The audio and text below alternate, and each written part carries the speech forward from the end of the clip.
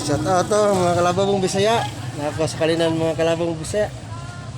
Ano si Madam, i-order sa kuha og lababo, daspan ug kandos kung sa Marilog area, kalinan area diri ka Madam, naali mga palit diri.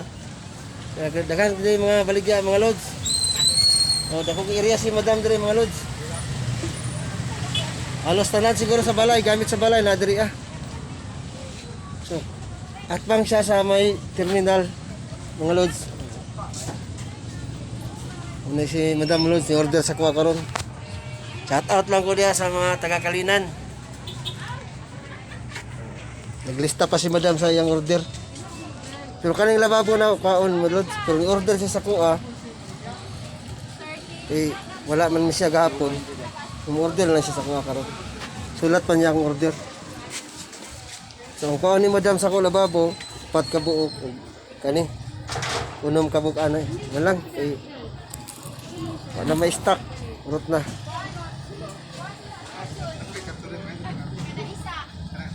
Oh, dako ka area si Madam Maludso.